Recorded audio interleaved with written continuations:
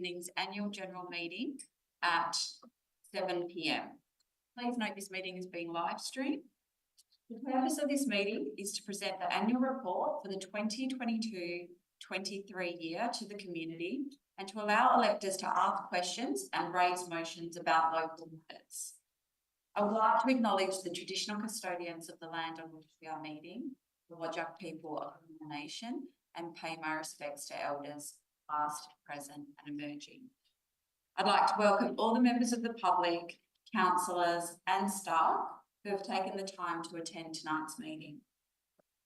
I'd like to outline the procedure for tonight. First, we will consider the annual report for the 2022-23 financial year. The annual report provides key insights into the City of Bayswater's projects, achievements and financial situation for that period of time. I will be asking for an elector to move and an elector to second the receipt of the annual report, and will then ask all those in favour to raise their hands. Following that, I will ask anyone who is not in favour of the motion to raise their hands. Following consideration of the annual report, we will move on to general business. At the start of general business, electors will be offered the opportunity to ask questions and will be permitted to ask up to 3 questions. We will endeavour to answer questions at this evening's meeting. However, questions that require a detailed response will be taken on notice and responses will be provided in the minutes of the meeting. Following questions, electors will be given an opportunity to raise motions that relate to matters affecting the City of Bayswater. Motions must be moved and seconded before any discussion is to occur. The mover and seconder and any other elector will be permitted to speak for up to 3 minutes on the motion. The mover of the motion will then have a right of reply for up to 3 minutes. Each elector present is entitled to 1 vote but does not have to vote. When calling for votes on a motion, I will first ask those in favour of the motion to raise their hands and will then ask for those against the motion to raise their hands. I will then declare whether the motion has been carried or lost. Each motion will be conducted by a simple majority vote, and voting is conducted so no vote will be secret. Please keep your comments respectful to councillors, staff and other members of the public.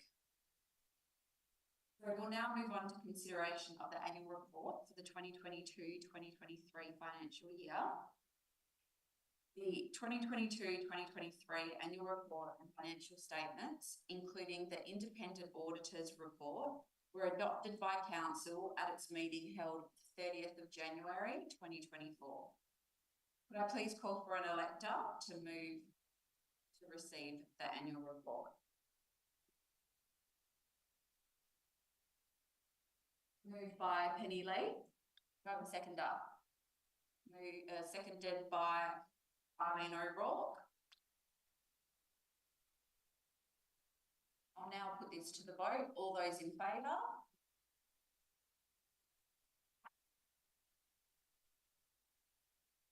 Thank you. All those against? That is carried. So we'll now move on to general business. Electors, you now have the opportunity to ask up to 3 questions.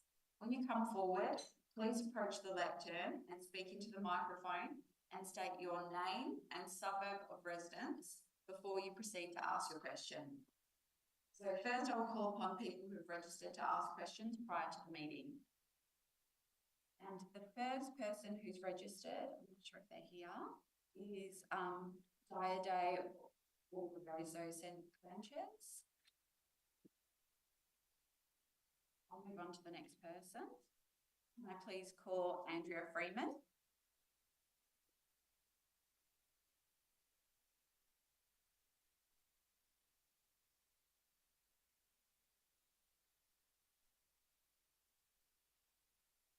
Andrea Freeman, 21 Burton Lane. First question, what is the current canopy coverage percentage for the City of Bayswater and what year was this assessed? Thank you for your question. The latest results for tree canopy coverage are from the LIDA survey from 2021, which was measured at being 14.55%. A lighter flyover occurred again in February this year. The data is currently being processed and we should have updated canopy coverage figures within 6 weeks' time. Second question. What does the City of Bayswater's urban forest strategy say the ideal canopy coverage percentage is for the city? Thank you for your question. Within the executive summary of the city's urban forest strategy, it states, at the initial stage, the city aims to increase tree canopy coverage from 13.2% to an aspirational target of 20% by the year 2025 through street, parks and natural area plantings. And my third question, what are the details, percentage and year of the current canopy target that all council units are working towards? For your question, all targets adopted by council, the targets adopted by council is 20% by 2030, with interim targets of 16% by 2025 and 18% by 2020. Thank you.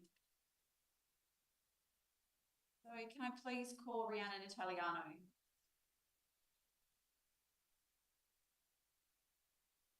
Hello, my name is Rhiannon Italiano. So my first question is, as per the annual report on the City of Bayswater's urban forest strategy, how are middle-term and long-term tree canopy targets progressing? Thank you for your question. The city has planted record numbers of trees in streets and parks in 2022 and 2023, being over 3,000 and 5,000 respectively. A lighter flyover occurred in February this year to collect data to measure the city's canopy coverage. The data is currently being processed and we should have updated canopy coverage figures within 6 weeks' time. My second question is, where is tree canopy being lost the most year by year? For example, is it through residential development, commercial development, MetroNet or other infrastructure projects? Thank you for your question. The lighter data, once available, can be used to show where losses have occurred. The main causes of canopy loss should be able to be derived from the data. Thank you. And my final question is, there will be lessons to learn from the statistics on tree losses and financial implications during the summer of 23-24, the hottest on record for WA, such as the number of trees lost, the number of trees lost planted during 2023, the reason for death, the impact of the unprecedented heat and low rainfall on species, such as Queensland boxtree, impact of placement under power lines, impact of pruning street trees during summer, and the cost to remove dead trees. Will the city provide a detailed report on tree deaths that occurred during the summer of 23-24 to inform future policy on the planting and maintenance of trees? Thank you for your question. The city collects data on numbers of trees planted, removed and replaced in public spaces. The lighter data should provide more information on canopy gains and losses across the entire city. This combined data will be used to understand the current situation and the city will be able to provide a report on this. Thank you. Can I ask one follow-up question to that? Just as to how that information will be provided to the community? Will it be published on the website or? I'll go to the acting CEO. The information will initially be presented to the council. We provide some information on our website. So when we have the tree page, we'll probably provide it on there. Thank you. Thank you. Can I please call Eileen O'Rourke?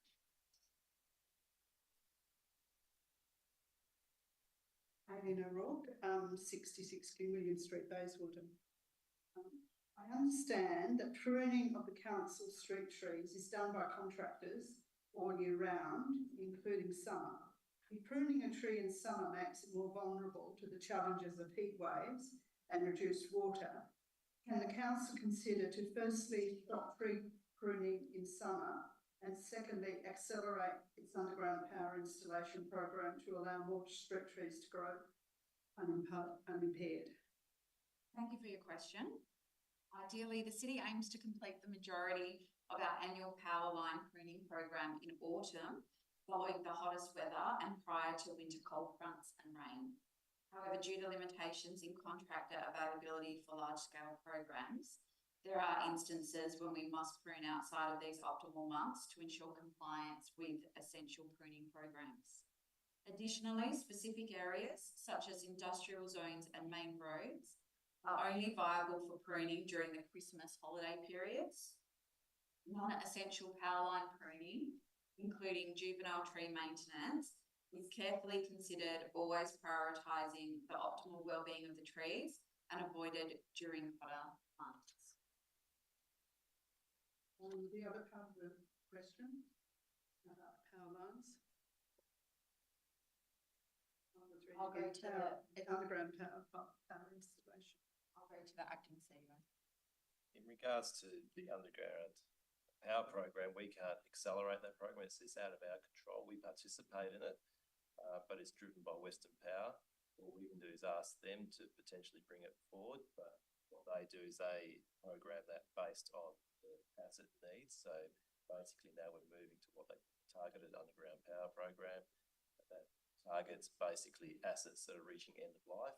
And so basically that's what is the driver in terms of timing for that underground power program. So we can't say, oh, we want to do something sooner. We've got to basically work with them based on their. Does any of Bayswater affected by end of life? There are some areas that are being planned as we speak. So more information will be coming out in future once we receive that information. The city's Greening Our City website page states that it is working towards implementing the scenarios outlined in the Green Dreams approach. Has the success or otherwise of this approach been reported in detail in the 2023 Urban Forest Annual Report? And if not, can the city provide details of how this project is contributing to the urban forest target? Thank you for your question. The 2023 Urban Forest Annual Report will be completed once the LiDAR flyover data has been processed. Within this report, we can then provide detailed, accurate information relating to the successes of the city program. I understand that the city states in its letters to landowners who live adjacent to birch trees where new street trees are planted, that the city will maintain the tree for its whole life. This is clearly at odds with many examples of street trees that have received insufficient water and maintenance. Why does the city commit to committing to whole of life maintenance when it clearly does not have sufficient funding to do so? The city is dedicated to the success of its urban forest program and is committed to meticulously managing trees from their initial planting to the end of their useful life. Our capacity allows us to uphold tree maintenance, ensuring their health and vitality.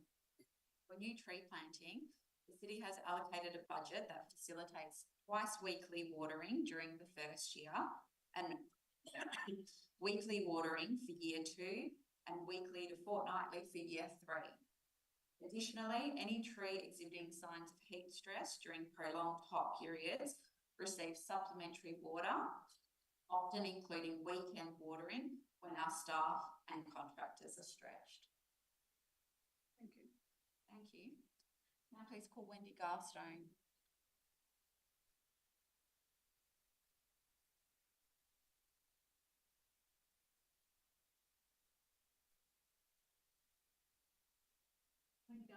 Maylands.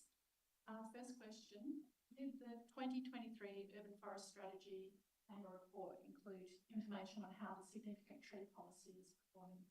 Thank you for your question. The 2023 Urban Forest Annual Report will be completed once the LiDAR flyover data has been processed. Within this report, we can then provide detailed, accurate information relating to the success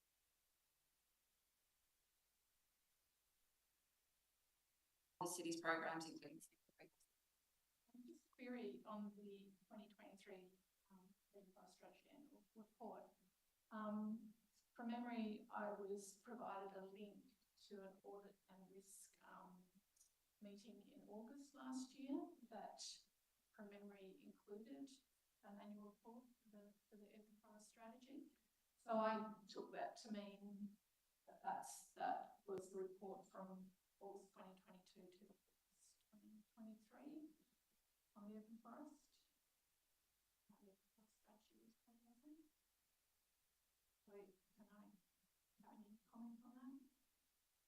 Go to the acting CEO. So that particular report relates to how the strategy is performing in terms of the actions that are contained in the strategy. So we're basically reporting against those. What we're actually stating here with these answers is that we're going to be looking at more detail in terms of the actual numbers behind, basically provide that information in terms of the actual numbers of trees performing. Excuse me, can the CEO have a microphone so it's easier for us to hear as well? No problem. Yeah, sorry. So my next question is asking if we can have information on how many applications have been received to register a significant tree since the significant tree policy was updated. How many applications have been approved?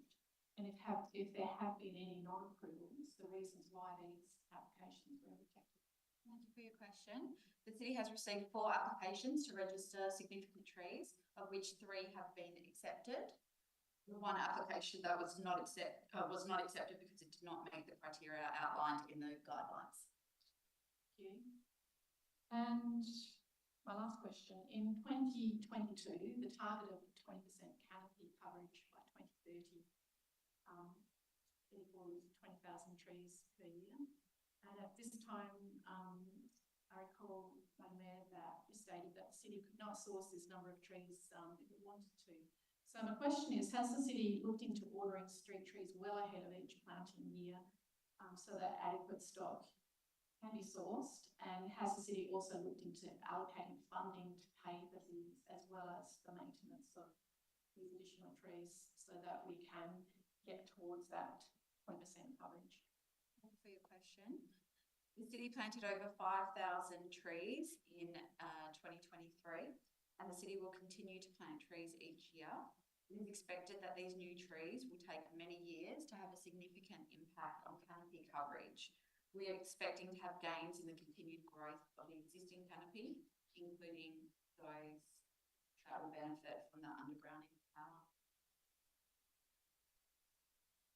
So I don't think that really answers my question, because if the data shows if there's been a target that's been agreed to and the number of trees to meet that target has been assessed, and the council is delivering 25% of that, then how does the council accept having a target that's not being worked to? I'll go to the acting CEO. I'd probably answer that. In terms of those numbers of 20,000, that's if we purely planted trees and relied on those trees to generate the canopy coverage over the longer term. But what we're also saying here is that with the underground power program, we'll have trees that we won't prune anymore. They will grow larger. And we also have existing trees that are continually growing. And with the last LiDAR survey that was done, we actually have demonstrated that existing trees have generated a lot of canopy growth. Through the existing mature trees growing slightly larger, that does generate a fair bit of growth. So once you've got your new data in place, will there be an analysis of how many trees are needed to reconsider that 20,000? Looking at how much growth there is taking place for those reasons you've outlined? Yes, we will. Once we get the figures in, we'll know what we're dealing with and we'll make adjustments if we need to achieve our targets. Thank you. Thank you. I'll now call Georgina Kerr.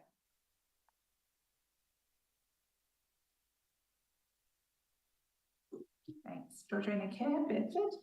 My first question is, now that the extraordinary election for North Ward has been completed, can the city provide an update on the approximate cost of this election? Thank you for your question. The city has not yet received a final invoice from the WA Electoral Commission for undertaking the extraordinary election for the North Ward on behalf of the City of Bayswater. It is anticipated that this will be provided in the coming weeks. The estimate provided by the WAEC prior to the election was for $60,000. Advertising costs associated with the election were $12,879.86. These costs have been offset by savings of approximately $14,500 associated with having a councillor position vacant during this. My other question is, according to the 2022-23 annual report, the city's FOGO bins had a contamination rate of approximately 13% at the end of the 7-week bin tagging program. Does the city have a plan to reduce this contamination, given that the Waste Authority's best practice target is 3%?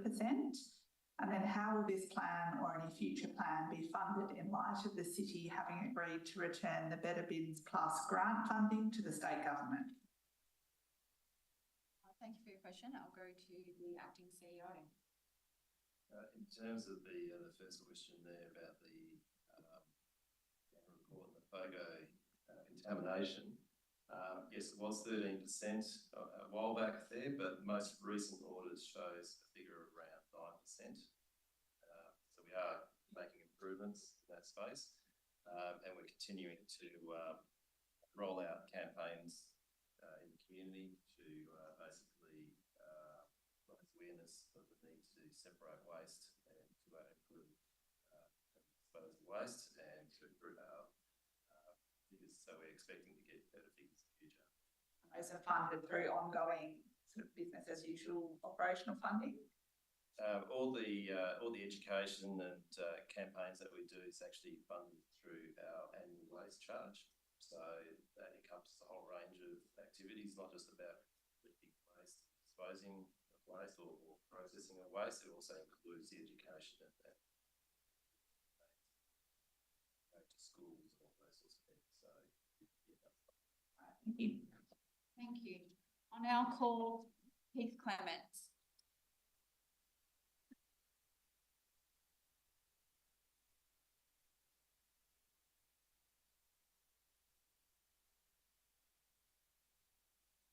Keith Clements, Fleet Street in Bayswater.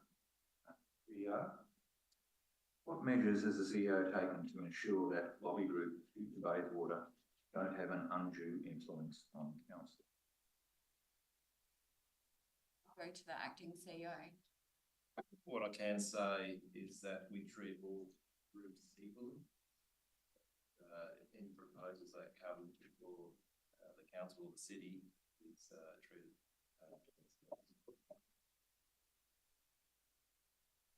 Mayor. Does the mayor regret resigning as a councillor and causing 70,000, 60,000 of completely unnecessary expenditure to us, the ratepayers? And will the mayor pay this money back? Thank you for your question.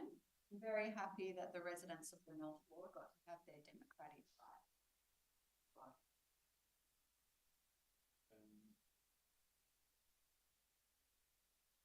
Do the mayor and councillors understand the degree of angst and suffering that the new Bayswater development has inflicted upon the Bayswater town centre residents?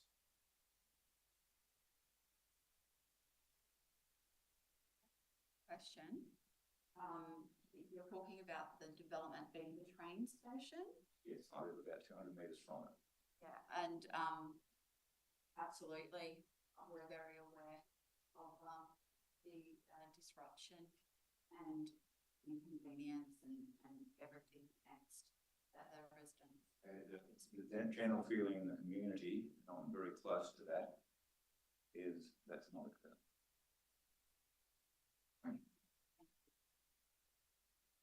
I'll now call Greg Smith.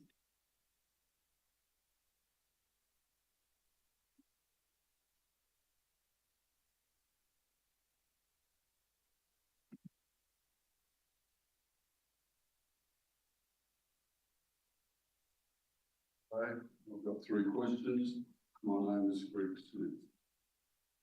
Live at 16 Rose Avenue, Bayswater.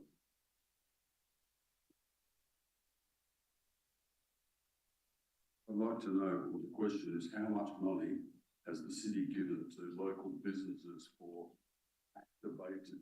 activation-related work in the last financial year? Thank you for your question. I'll go to the director to respond. Thank you, Mrs. Smith, for the question. I will have to take that matter on notice and provide a response in writing.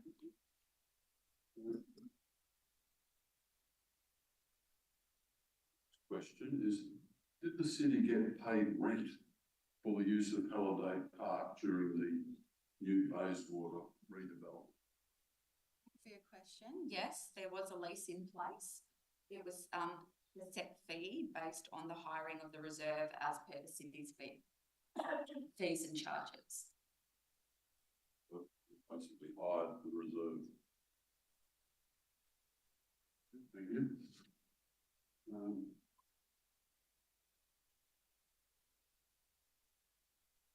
Does the city still provide an up to $5,000 subsidy grant for the preservation of individual heritage places identified in the town planning scheme? Thank you for your question. Eligible residential and non-residential buildings in accordance with the city's Heritage Fund policy are applicable to apply for funding from the city of up to $4,000 per property, but not exceeding 50% of the total cost of approved works. Funding is exclusive of GST. Thank you very much. You're welcome. That's everyone who's registered to ask a question. Would anyone else like to come up? Sorry, but my questions were submitted online yesterday and I received the email saying they'd been submitted and they were looking forward to seeing me here. That's fine. Please come forward and we'll try to answer it. Surprised that they're not on your list. I will. Submitted yesterday. I will start to look into it. Thank you. It was just suggested I ask for an extra question. No, I won't ask for an extra question. My first question has a little preamble and then this question. According to the city's 2020 livability and environment framework, we have 50 kilometres of drains and 40 compensating basins and sumps, reportedly the largest network of stormwater drainage in the metro area. Page 34 of the framework states the following outcome can be achieved by 2050. All drains, sumps, water bodies and streams are managed as natural areas supporting their hydrological function and the local water balance and are accessible to the community. That means by 2050. The question, how many drains, compensating basins and sumps have received modifications to date towards achieving this 2050 outcome? Thank you for your question and apologies again that we need to I killed myself getting them in yesterday. I'm so sorry about that, but I'll go to the acting CEO. In terms of how many have been treated? I don't expect you to know. I forget. I don't. But I'll what, probably tell you. yeah, I mean, there have been ones treated around the place. What we'll do is we can basically get back to you and tell you. For the benefit of the community, you know, the classic ones are Everything Water and Peters Place, World Square Primary, Rudlock is the most recent one, and the new one that had the community consultation last year. But to get to 50 drains and 40 compensating basins by 2050, I think they have to go a little faster, needing a little more allocation. Okay, my second question is this one. This is a compliment, actually. The City of Bayswater has some impressive remnant groves and small stands of mature married trees, especially across the northern suburbs. Excellent work has been done in recent years to modify several of these stands, including at Arbor Park, by reducing lawn areas and adding natural understory plants. These changes will contribute significantly to improving wildlife habitat and building biodiversity. So my question is, how many groves and small stands dominated by married have been naturalised to date?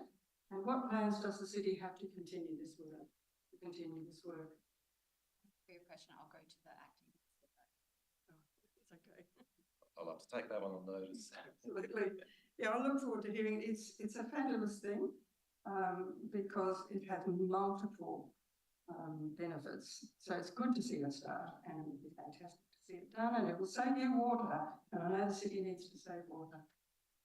So the final question is, during the highly successful Lightning Swamped the River Nature Links workshop held in the city of here, in this room, in April last year, a viable pathway for a 10-kilometre set of connected wildlife habitats was identified. And my question is, What plans does the city have to convert this pathway into an actual north-south nature link connecting Lightning Swamp to the Swan River? And the actual CEO attended that whole thing, and so did a lot of the councillors, as they could. Some were very busy.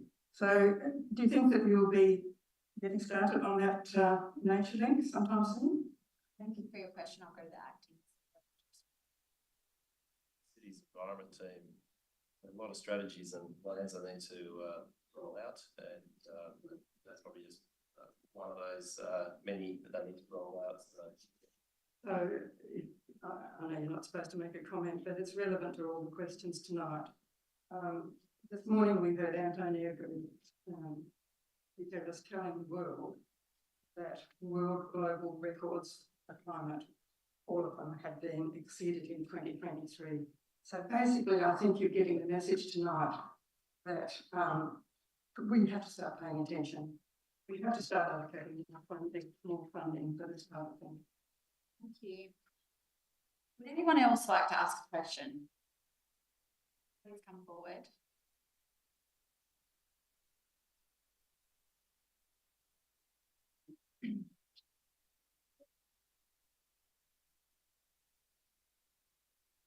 Midway, Murray Street, Bayswater. Just more than a question, a request. The footpaths along King William Street from like Big Land up to the corner of where the real estate agency is, the new paving is absolutely filthy, dirty, disgustingly black. I don't know why. It's just a comment more to have someone come along and check it out and work out a cleaning plan. I think Evolve is responsible for it now, but it was cleaned once and it got so dirty again very quickly. I don't know how, but I don't know who is regularly checking it and doing just a comment. So hopefully, so your question is? The question is, will there be a plan in place to regularly check it and clean it? Apparently it wasn't sealed when it was laid, which is probably a mistake. So the dirt actually, well, it's not dirt, it's grease, it's grime, it's black. It's as an entry point to Bayswater for visitors, it's not very appealing at all. Okay. So I'll go to the acting CEO to respond. Thank you for that. I did walk it just recently. I've seen it a few times, and yeah, I'm not happy with it. I totally agree. It's unacceptable in terms of the.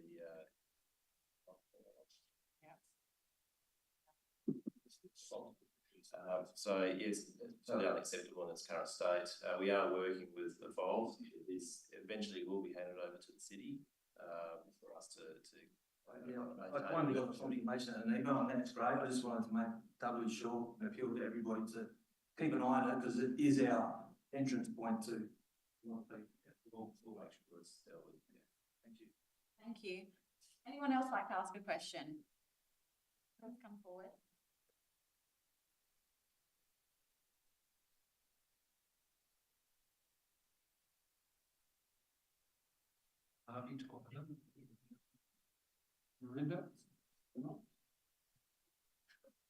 Okay, we've had a few questions that we will get an answer to later.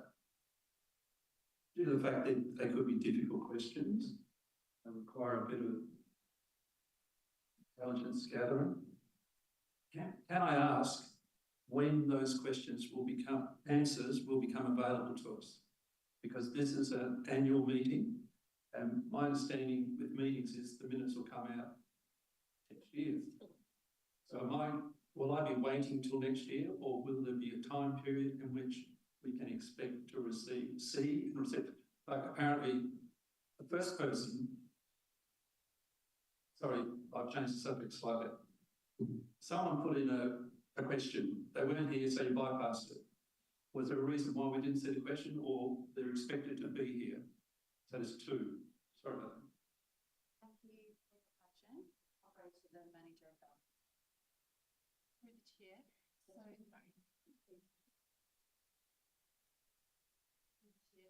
the question that was asked that wasn't asked at the meeting, we spoke with the person that put that question in, and my understanding is that they were happy for us to respond to that question by correspondence. So we will respond to that person's question by correspondence. With questions that have been asked at the meeting tonight, where they've been taken on notice, we will do our best to respond to those questions in the minutes for this meeting, and those minutes will be released within 10 working days. Excuse me, but Sorry. I would like to know what the question is. Mr. Smith. Transparent. Mr. Smith. I've got one question. Oh, sorry. So normally we would only provide the questions and answers that were actually raised at the meeting.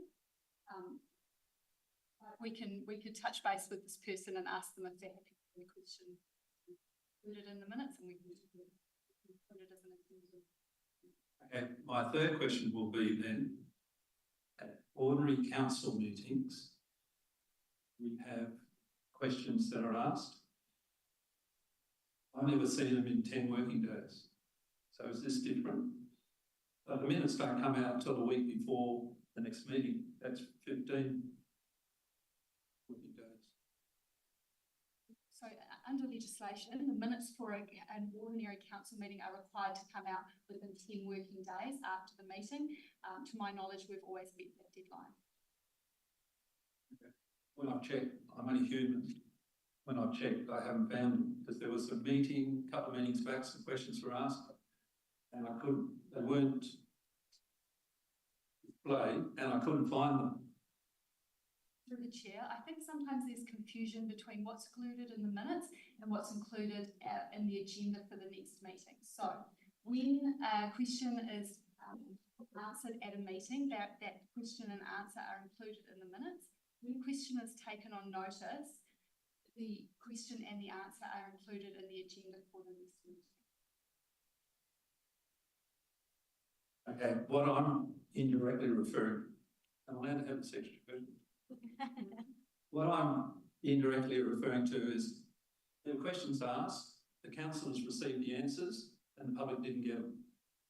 And they're the ones I'm talking about. I waited over 3 weeks and I couldn't find them. Now, like I said, I'm only human. I believe that those questions and answers were provided in the agenda for the following meeting, but I'll follow up on that for you. Okay, no, 10 working days, I'm happy. At least I know where I stand. Thank you. Thank you. Would anyone else like to ask a question? Okay, we'll now move on to motions from electors. As with public questions, please approach the lectern and speak into the microphone and state your name and suburb before moving your motion. You will have 3 minutes to speak to the motion, and before you speak, we'll call for a seconder. So firstly, I will call upon people who have registered to move a motion prior to the meeting. Can I please call Oksana Sheridina, and I'm sorry if I pronounced that incorrectly. Oh, good.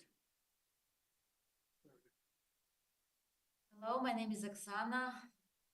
That council works with the Public Transport Authority and any others necessary stakeholders to allow volunteers to paint the bus stop outside 1080 Beaufort Street, Bedford, with a landscape mural, and investigate options for funding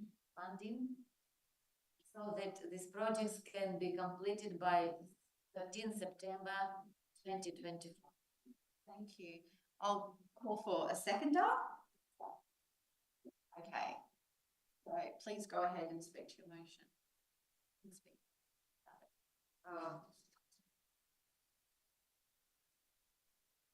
I have pictures. You want to distribute? Yes, that? yes. Okay. This is Beaufort Street, and this is bus stop.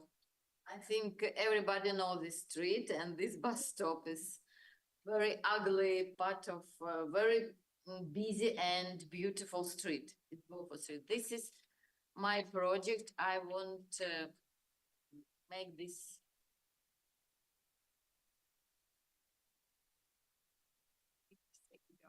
Yes, I would like to paint bus stop and make more beautiful.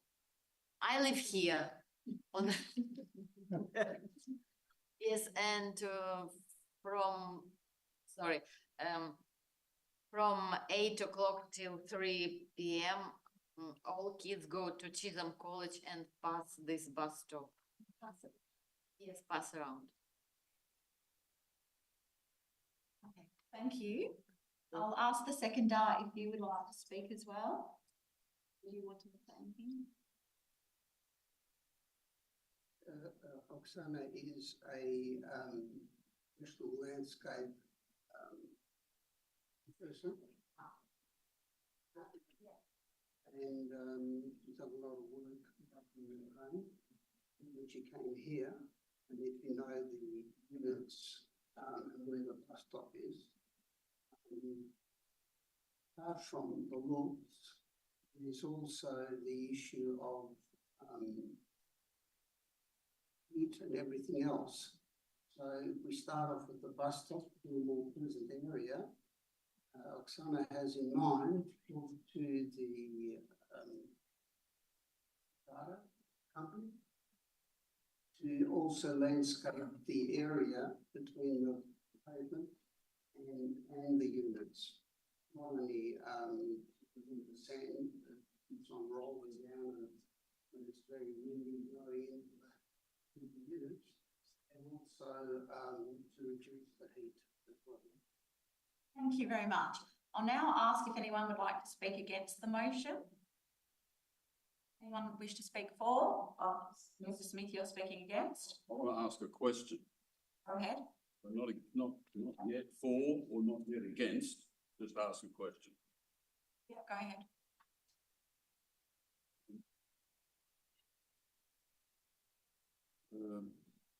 Doesn't the local authority have control over the bus stop, and doesn't the local authority have control over the bus stop? Consequently, the public transport authority is not basically not relevant. Thank you for your question. I'll go to the acting CEO. That is correct.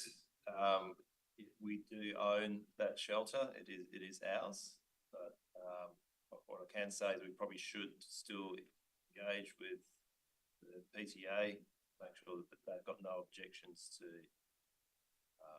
that sort of work occurring. Another question? Question. The mic.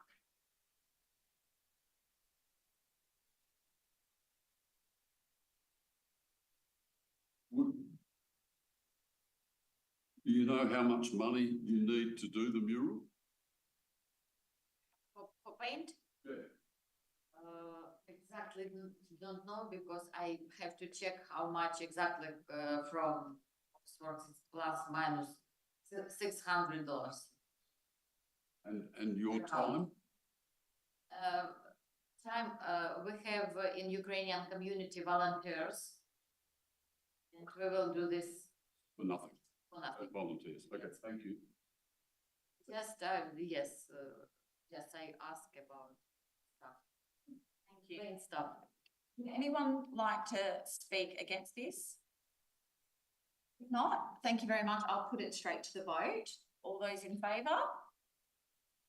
Thank you. All those against? That is carried. Thank you.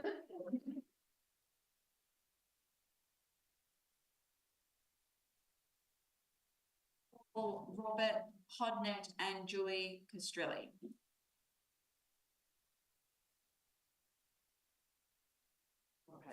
Rob had to go.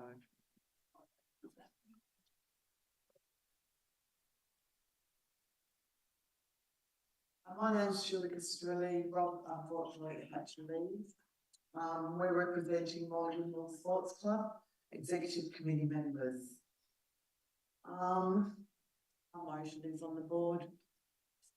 We're requesting the City of Bayswater to embark on planting of trees in the White Reserve car park within the car bay, with 1 tree per 4 bays, arranged in a diamond configuration, similar to what you see in the shopping centres.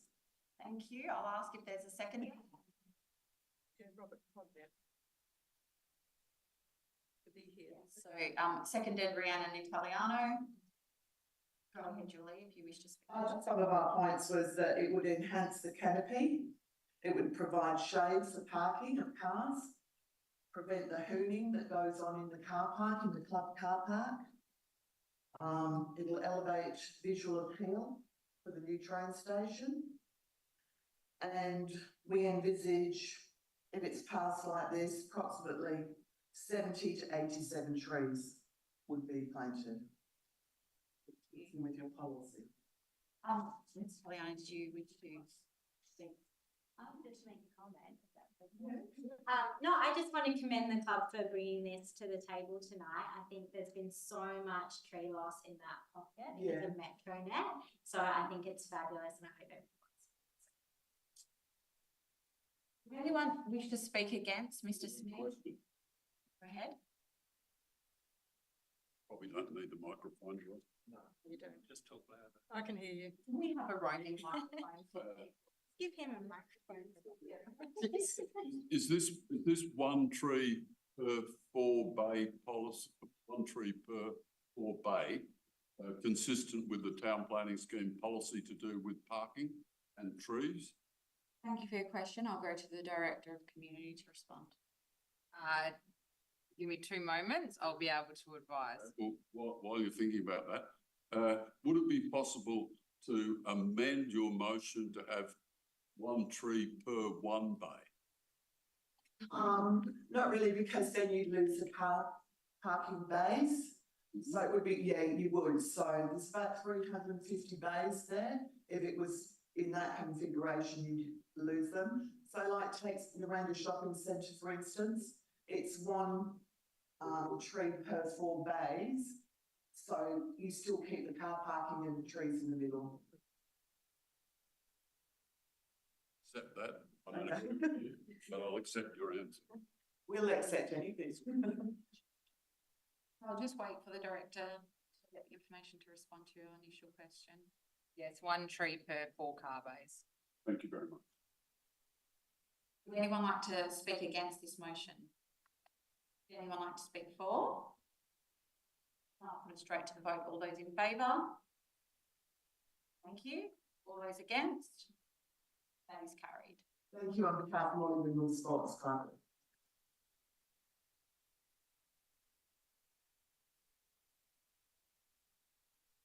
I believe has registered 3 motions.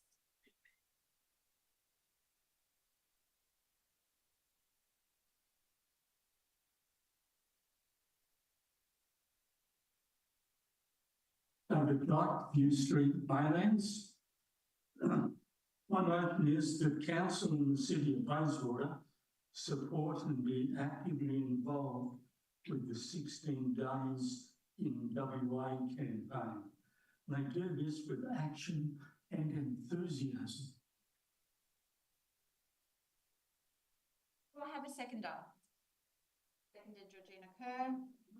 Mr. Dyke, if you wish to speak to it. Yes.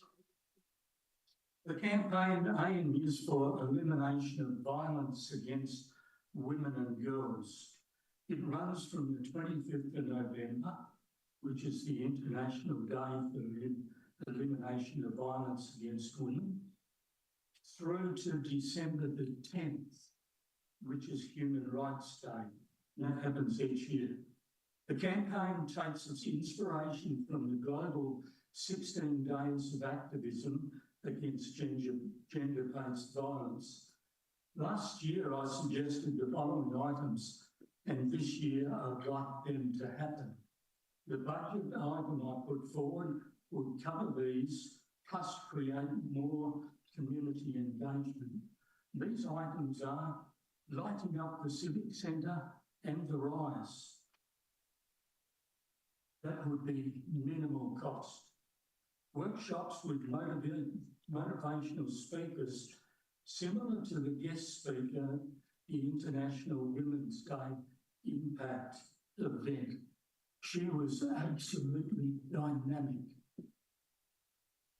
Social media posts, and that's again minimal cost. 16-day icon in email signature panel. No cost to City of Bayswater and massive exposure. Last year, unfortunately, that got left off and we had carols in the park. What's more important, getting protection for women or carols in the park? This needs to be for all of the 16 days too. Collaboration with Run House, 55 Central, and guest speakers. Access to resource toolkit and consult alternative to violence programs. There's many of those. There is federal funding available, which could value add to the above ideas. Thank you. Ms. Carroll, do you?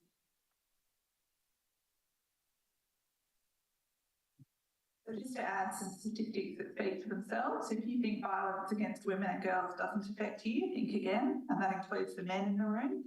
In Australia, intimate partner violence contributes to more death, disability and illness in women aged 25 to 44 than any other preventable risk factor. Based on 2015 analysis, violence against women in Australia is costing Australia $21.7 billion each year. The impact of violence against women is seen in workplaces as well. It affects staff retention, presenteeism, absenteeism and morale while undermining productivity. Those are all sourced from watch.org.au. Participating in the 16 Days in WA campaign is a way that the city can play a role in advocating to end this scourge on our society. Thank you. Would anyone like to speak against the motion? Anyone wish to speak for? No, I'll put it straight to the vote. All those in favour? Thank you. All those against? That is carried.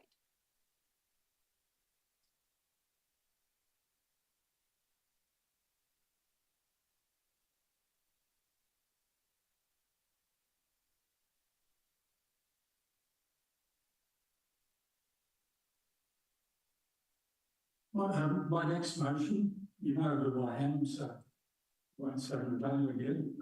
The council moves forward with development of a men's health plan in line with the motion put forward at last year's AGM and as supported by the council on the 22nd of August 2023.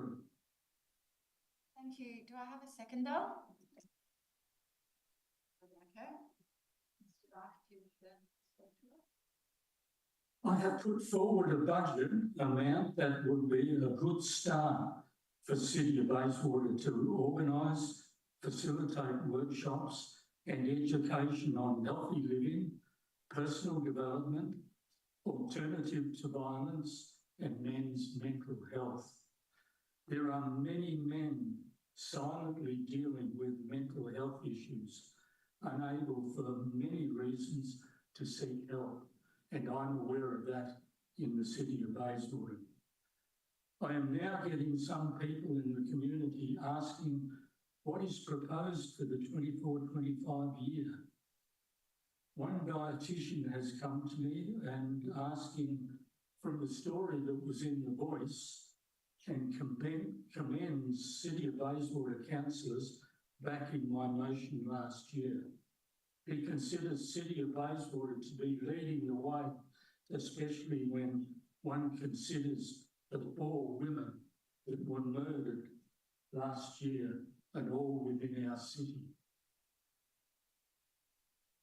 Domestic violence is at an all-time high, and these stats will be shortly coming out for our area here. It's pretty bad, I can tell you. I realise this is a statewide issue, only considering the women murdered, plus extensive domestic violence within City of Bayswater, we can start healing this at grassroots level, which is within City of Bayswater control. I'll quickly read what last year's motion was, and that needs to go forward now. I propose a simple men's health and wellbeing plan be formulated following on from the very successful Tomorrow Man workshop hosted by the City of Bayswater recently. That was last year, June. The number one killer of men in Australia is heart disease and suicide. Men can take preventative action to lessen their risk. There are some federal and state grants available soon for men's health and wellbeing. And this actually fits snugly into the legislative public health plan. UWA Health Research report confirms that 30% is genetic and 70% is lifestyle, so it can be prevented. Thanks to all staff and councillors. Thank you. Gina Kerr, would you like? As noted by the mover of this motion, developing and funding a plan to support men's mental health and wellbeing will have benefits for people of all genders in our community. Poor mental health is often a contributor to family and domestic violence, as well as to suicide, which touches so many of us. The theme for International Men's Day in November 2024, as I was informed on International Women's Day, is positive male role models, and this provides a great opportunity for the City of Bayswater to take a leading role as a progressive local government in improving men's mental health. Thank you. Would anyone like to speak against the motion? Yeah, Mr. Smith.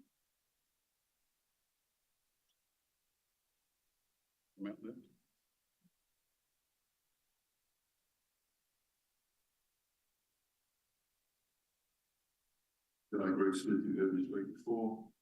I believe this is directly a state government issue and not a local government issue. I think the local government issue that impacts most upon my mental health is the basically unregulated infill, unregulated tree killing, unregulated concreting of my suburb. That damages my mental health, and I don't see that this mental health plan will do anything to alleviate that problem. I think it's an issue to do with the state government and not something that local government should be involved in. Thank you. Would anyone like to speak for the motion? Offer some words based on what's happening here, please. You may speak for the motion. Go ahead.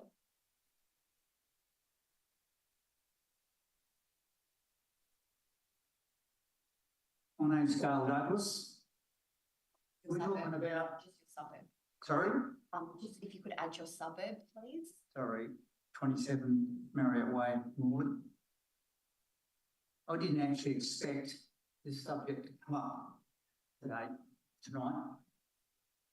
But as it has, let me offer you some words that does involve this council, the city. I set up something last year. I won't go into it right now. I set it up the year before. A lot of time, a lot of money. To me, it was anyway. Now, I had the city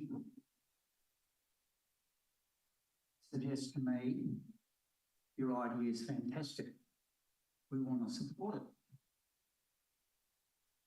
And I wasn't aware of too much. I'm not aware, and still now, about how this city operates. I've been here the last few days, attempting to gather some information in my head to how this all works, because I need to get involved. Now, let me take you back a step. Mental health, men's mental health. Guys, people, ladies, I'm a male. I'm proud of being a male. I operate out there as a male, have done all my life. However, as a little child, little boy, there was stuff going on I couldn't work it out. Now, I'm well into retirement days, and I'm not retired, I'm still working. My choice, for lots of reasons. I dress as a woman. I choose to. I've always choose to. I've always wanted to. I've done this for years, ever since I was a little child. Mental health can be positive and it can be negative. I feel, I come from a positive aspect of this, but I talk to a lot of guys, a lot of men who are absolutely devastated. I talk to a lot of men whose wives don't accept it, whose families don't accept it, understandably. Mental health, I'm going to be right behind it, particularly men's mental health. I'm going to be right behind it once I get to know how everything works. Now, I'm just taking a stab here on a lot of things because I'm not prepared. And I don't want to bore you with this subject, but I believe what you put forward, David, it is David. I believe what you put forward, let's make it happen. And I think this city, and I'll tell you this, it needs to happen from your city. What I set up last year was in Bayswater. It was a fantastic idea. I put everything I could that I had into it. I was told, you're going to get support.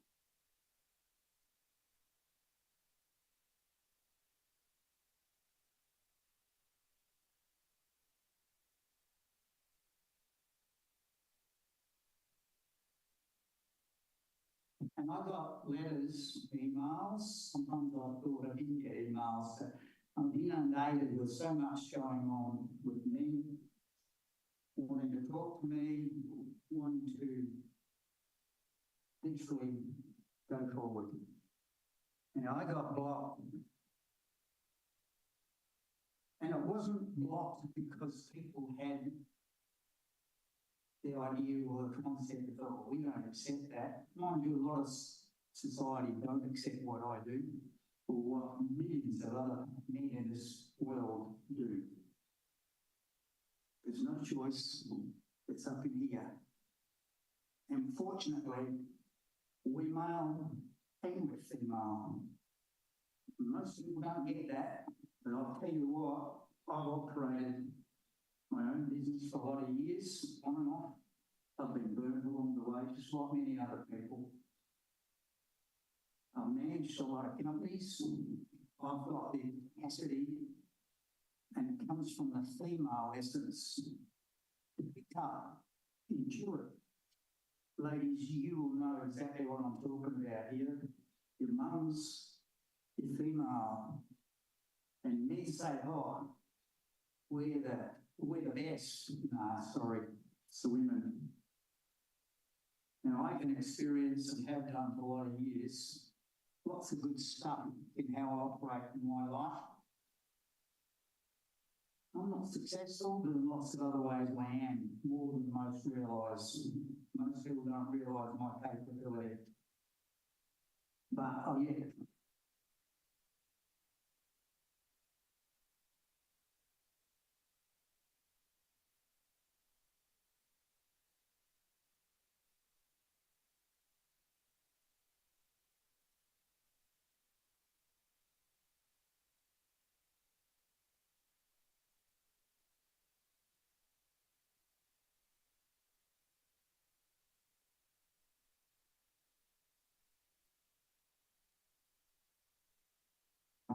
You need to do this, you need to do that. Oh, that's got to change. Oh, has that always been like that? And I made my decision at that point. One more minute, please. Just so you have had 6 minutes. Touchy subject. All right, I'll leave it at that. Thank you. Thank you. Would anyone like to speak against the motion? If not, I'll go to the mover to close.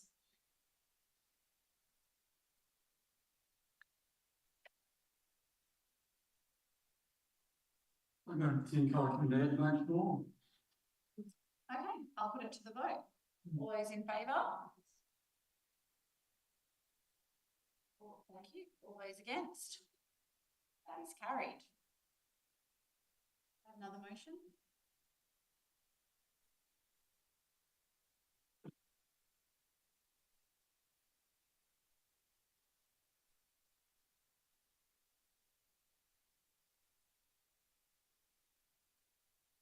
Again, David Blank, Maylands. That council and the city of Bayswater support and be actively involved. Oh, sorry.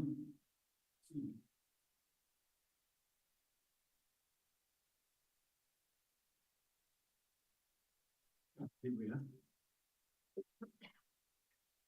The council requests the Chief Executive Officer, number one, expedite consultation with community to start the process again of submitting forward a new request for local capital.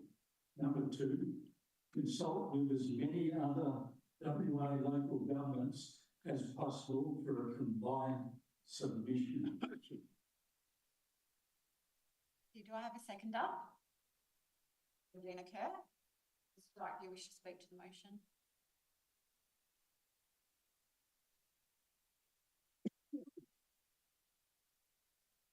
Firstly, I would like to thank Catherine Erhard for her alternative motion on keeping in control of CATS Amendment Local Law 2023.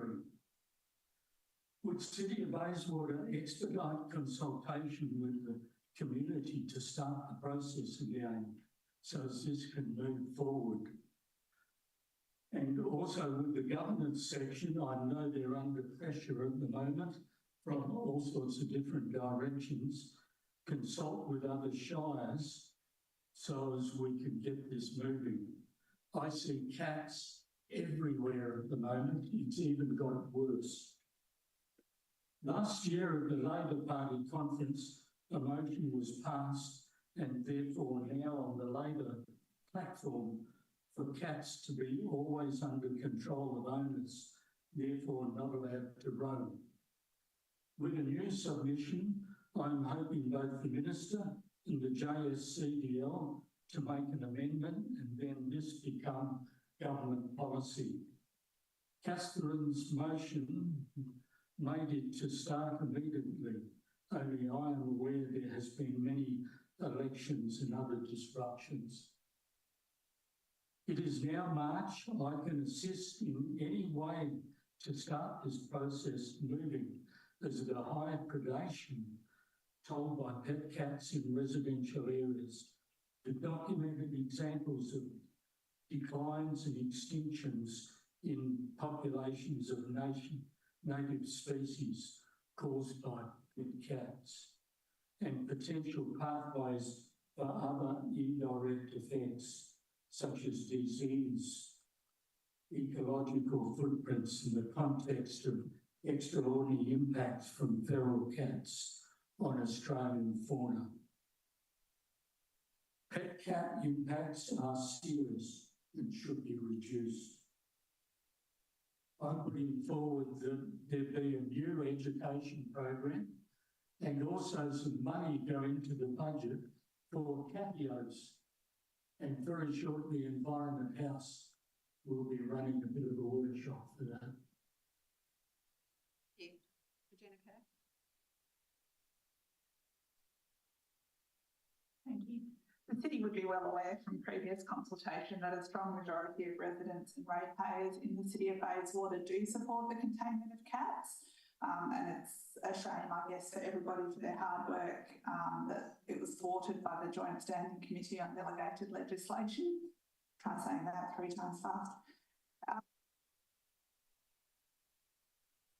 Last year, it is imperative that we keep up the momentum on this issue to keep our native fauna and our pet cats safe. I've got 2 cats myself.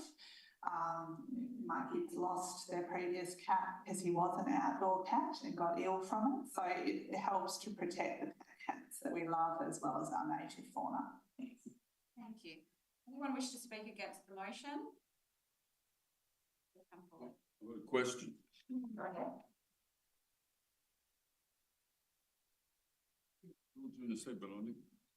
Who refused the local the last local cat law?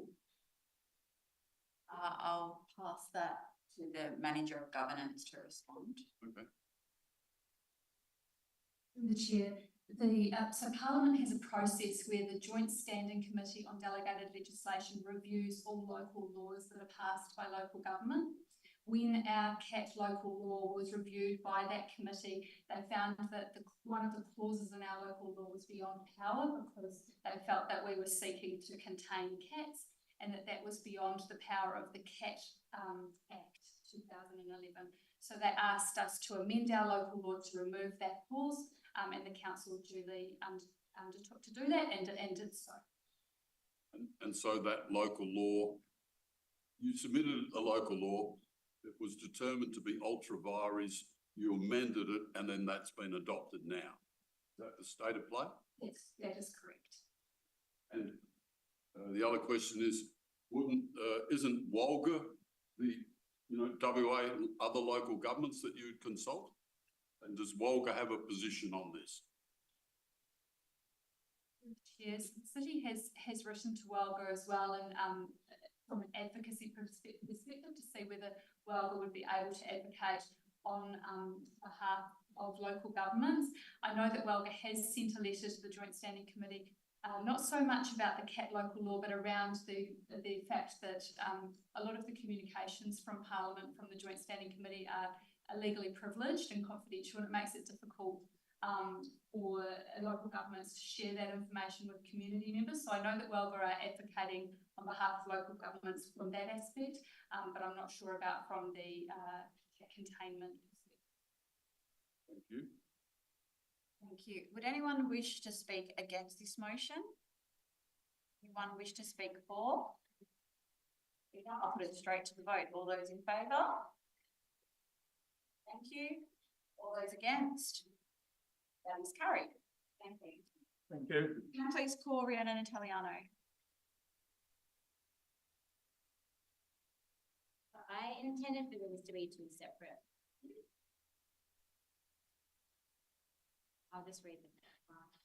You can do that. You can do two separate motions. So Rhiannon Italiano, Embleton, that council increased the budget allocation in the 24-25 budget up to the 23-24 budget for the planting and maintenance of trees in urban streets and open public space. Thank you. Do I have a seconder?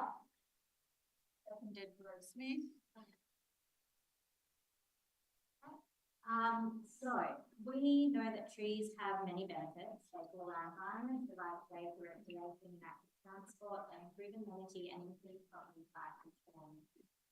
As we've heard during question time, there are many current challenges to maintaining and improving our tree canopy.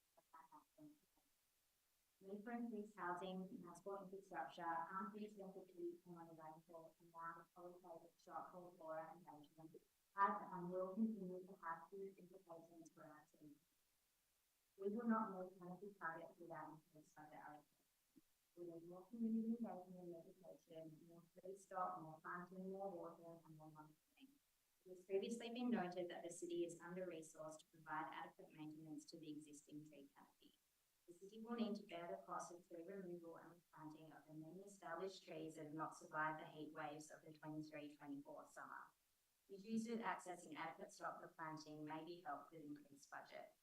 A figure is not included in this motion as the additional budget needed will require careful consideration as to what is necessary and what is reasonable, and it is the work of the council and the city to determine this. Oh, thank you. Mr. Smith, do you wish to speak on it? No. Would anyone like to speak against the motion?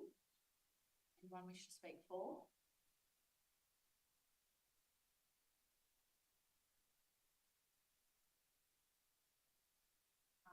Andrea Freeman Morley.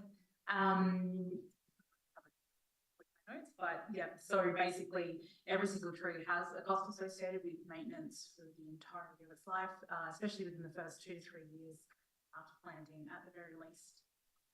This includes the cost of labour, materials and use of assets associated with the planting, watering, formative pruning and importantly monitoring. As we've seen over this past summer, we've lost many juvenile and mature trees, not just at the end of their life. The current watering and maintenance regime is seemingly inadequate, the lack of rainfall and current available resources. Furthermore, with the reduction of water usage allocations, eventually the city will need to allocate more funding to investigate water-sensitive methods of retaining new and existing trees during our ever drier, warmer months. Targets for increased tree planting are greatly important, but the increased funding to successfully maintain all of these trees is vital and an important investment. Thank you. Would anyone like to speak against? Anyone wish? Against? Are you speaking against? Come forward.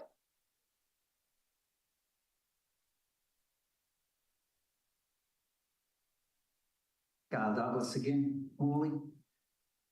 I'm needing an observation to be expressed here on this one. I'm sorry. But I'm certain council are asked to allocate an increased budget. I'm sure everyone out there in the world realise overheads costs are skyrocketing. I'm certain this city are faced with huge challenges with raising costs, raising wages, etc., etc. I think at this point in time, I don't think this is a great idea. I'm sorry. It's great to have trees, most definitely. But we've got a city who I'm sure their maintenance people feed lots of water on all the great trees that we have got around our roadways. If we've got to start looking at increasing budgets to increase that tree planting program that you're expressing, and you haven't actually utilised any amounts, it's just open. Sorry, I'm going to speak against that one. Anyone like to speak for? No, I'll go and move it to close. I suppose I'll just address some of those concerns. So I think, we've heard that now is the time to act on climate, and trying to increase our tree canopy, I think, is a priority for a lot of the community, and it's something that we want our rate money to go towards. We want to make this a priority when it comes to the budget. And just in terms of, what's the other? No, I've forgotten. Yeah, I'll leave it at that. So I hope everyone's. Oh, that's what I was going to say, sorry. Just around the dollar amount, I haven't given, an exact amount that the budget should be increased, because I don't think that's for me to determine. I'm no expert, no one here is an expert. It's something that needs to be come to with information from the city about what other priorities we have, what money we can afford to spend, as I said, what is reasonable, and the council needs to make a decision on that. That's not for me to determine. Thank you. I'll now put it to the vote. All those in favour? Thank you. All those against? That is carried. My other motion is that council direct the city to create a tree champion program to support increased tree canopy. So the idea. I'll just get a seconder. Do I have a seconder? Stone? Go ahead. So the idea with this is that a tree champion program would include community volunteers who would be our champions, who are able to promote actions such as requesting a verge tree, planting water rights, verge gardens, and watering recently planted trees to neighbours in their local area. This promotion could be through example, conversations, and forming networks. These volunteers could provide informal education on the benefits of trees for our community, and it could be a partnership between the city and one of the many existing volunteer organisations within our community focused on environment, climate, and or the livability of our suburbs and the progress of our city. There may also be potential for this program to include helping those who are unable to care for their verge tree to access support through volunteers, such as with cleaning up dropped leaves, which I know is an issue that prevents a lot of people from caring for their verge tree or wanting to have one in the first place. We have great rates of volunteering within our community, and the city has had great success improving outcomes for our community through city-led programs delivered with volunteers such as the Hub Connections program. This is an opportunity to use these strengths within our community and our city to approach a significant challenge. Thank you, Ms. Garston.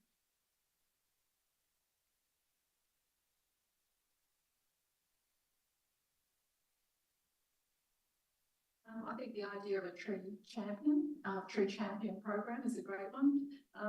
As Rhiannon said, there's indications that more funding and support for staff in administration for building the urban forest is necessary, but I believe that council can't do everything, and if there is a tree champion program, then there can be members of the community who are out there on the streets, knocking on doors, putting out flyers, and just as Rhiannon said, maybe getting the leaf blower out and helping someone who can't quite manage themselves. There's many precedents throughout the world of tree champion, tree guardian, tree warden programs. I think it's the community and the urban forest would benefit greatly from this.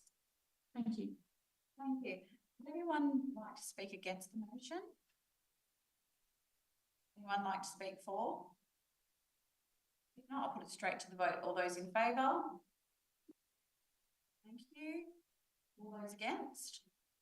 That is carried.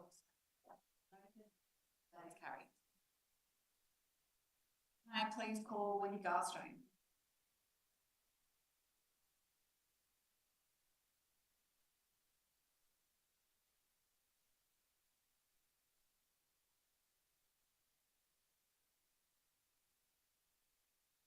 So I move that the City of Bayswater adopts the West Australian Local Government Association's model local planning policy for tree retention.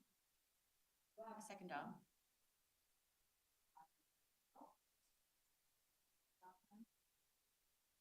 So this is a template policy that was released just a couple of weeks ago.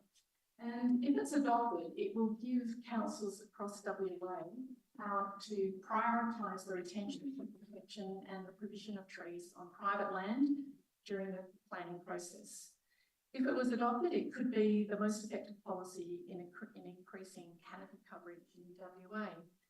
At the moment, 78% of the total of trees lost in WA each year is removed from private property. And so the purpose of this policy is to give councils a mechanism to slow down this dramatic loss of trees. The policy template has been released after consultation with member councils and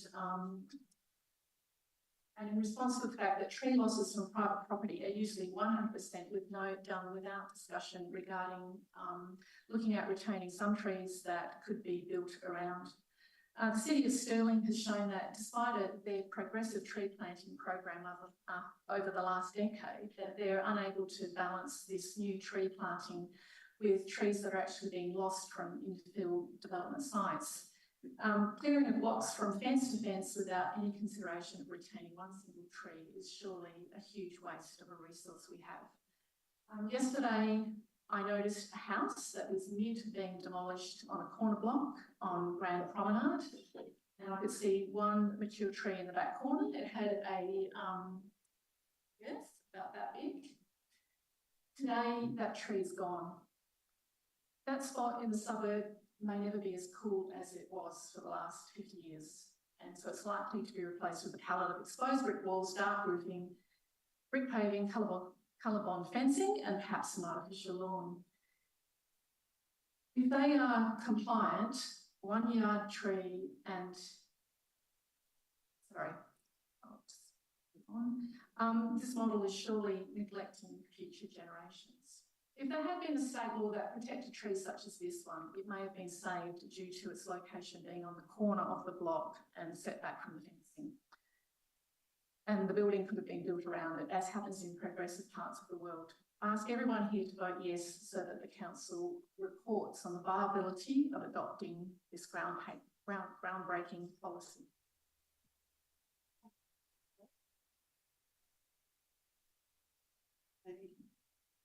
The City of Bayswater's urban forest strategy states, it is also important to remember that 20% is an initial target, and that once reached, the city may want to consider increasing this even further, as with many USA targets being at 30 to 40% for canopy.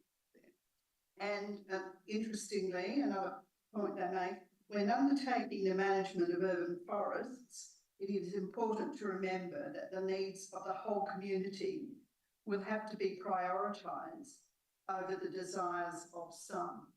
So the old common good argument that we've had a few times at council. We have seen tonight that there has been insufficient funding to progress reaching the 20% canopy target. Surely adopting a policy that will save some mature shady canopy trees during the development process is a necessary step and can only enhance future development as well as better provide for future generations. Thank you. Anyone wish to speak against the motion? Anyone wish to speak for? Mrs. Smith? I want to ask a question. Okay, yep. Who do I ask the question to? Depends what the question is. Okay. Will this, proposed local planning policy for tree retention influence trees on private property? And those that are not being developed. Sorry, do you mind using the microphone? It will be something that can be used during the development process. So it will regulate the killing of trees on private property. It will seek to reduce that.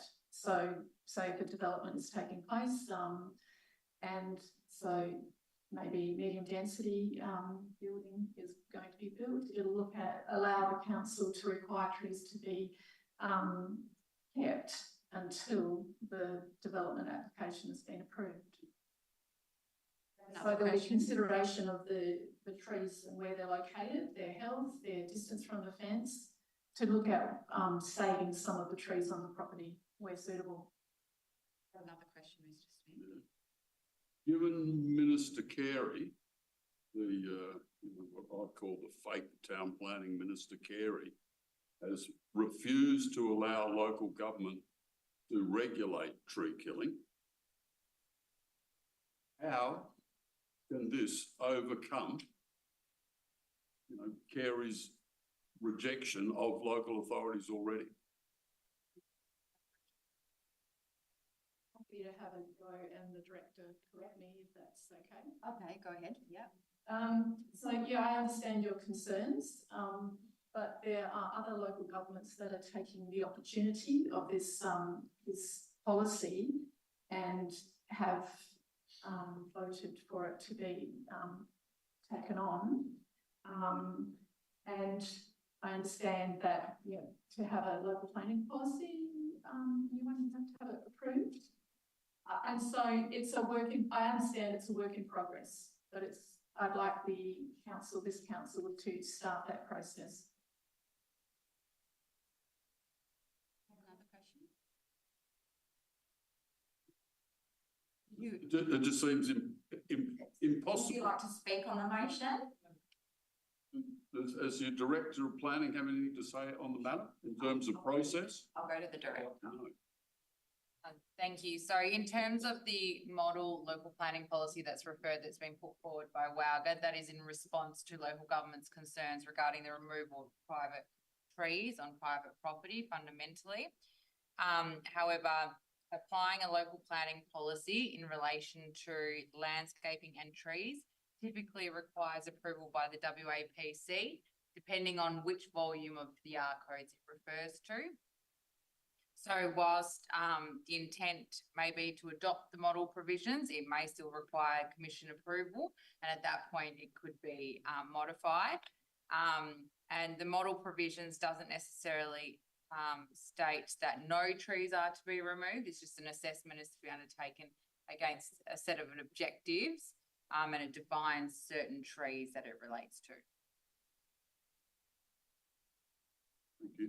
Thank you. Would anyone like to speak for the motion?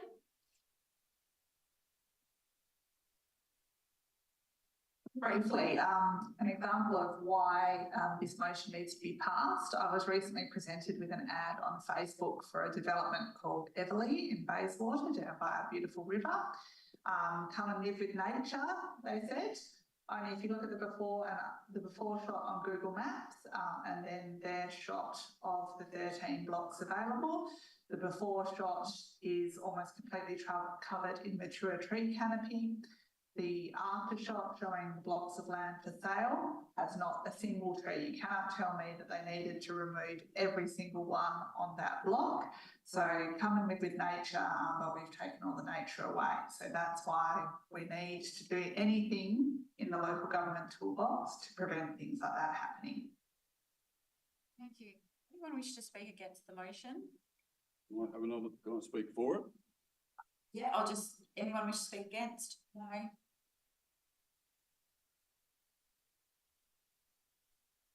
Given currently, Mr. Smith, please come to the microphone. you want the microphone? Yes.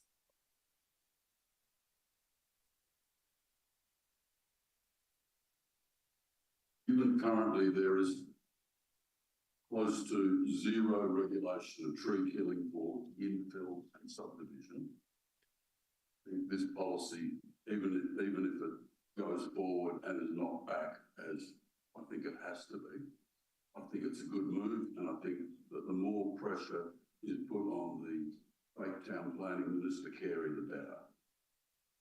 I'm very much in support of the motion, even though I think it's going to fall over. I would just remind members in the gallery to please keep all comments respectful for anyone. Anyone else wish to speak on the motion?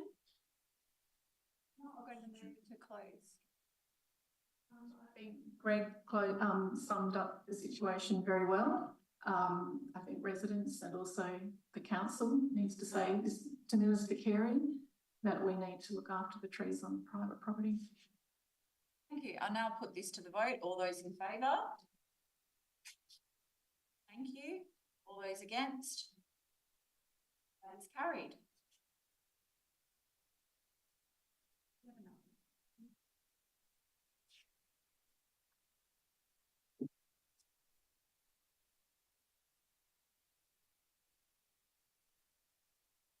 So my second motion is that the city investigates what efficiencies could be achieved if all responsibilities regarding its urban forest were managed under a new position titled Urban Forest Coordinator or maybe Urban Forest Manager. Thank you. Do I have a seconder? Yeah. The Urban Forest Strategy was adopted in 2017 and implemented. Has been frustratingly slow. Information in the annual report for 2023 that I referred to didn't indicate a full analysis of the issues or creative solutions. And also the target for the urban forest was reduced in 2022 due to there being little progress on meeting the target that had been set in 2017. I understand that currently there are a variety of roles in the city where officers play a part in implementing the urban forest strategy, and that these roles sit within various directorates and work units in the city. So these officers may be located at different sites on different floors of buildings, and therefore I'm suggesting that the sharing of knowledge and a fully coordinated response may be challenging.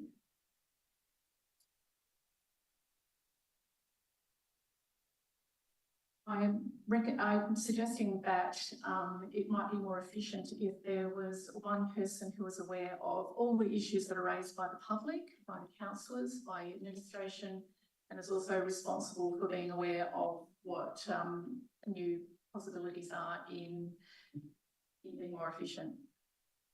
I'll close with a quote from the council's own urban forest strategy.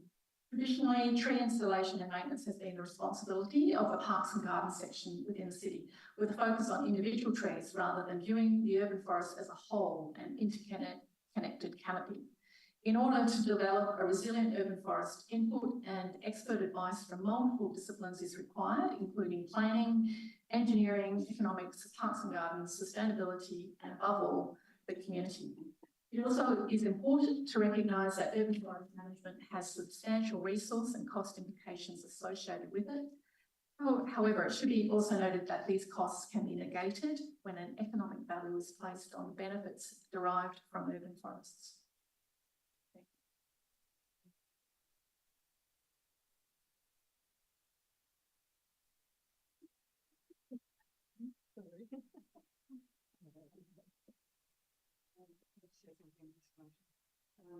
Yes, it does seem that, just looking through long history, that issues relating to vegetation and trees are spread across the city, and that's not maximally efficient, and it's probably not maximally economically sensible.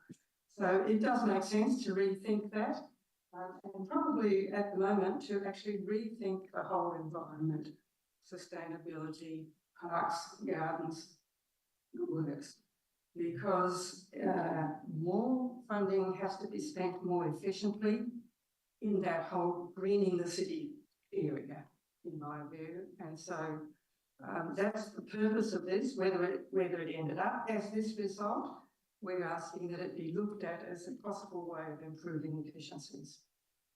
Thank you. Anyone wish to speak against the motion? Anyone wish to speak for? I'll put it straight to the vote. All those in favour? Thank you. All those against? That is carried.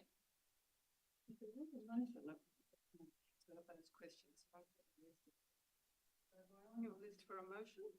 No, but I'll get through everyone and then I'll make sure you get an opportunity to come up. Okay, could I please call Georgina Kerr?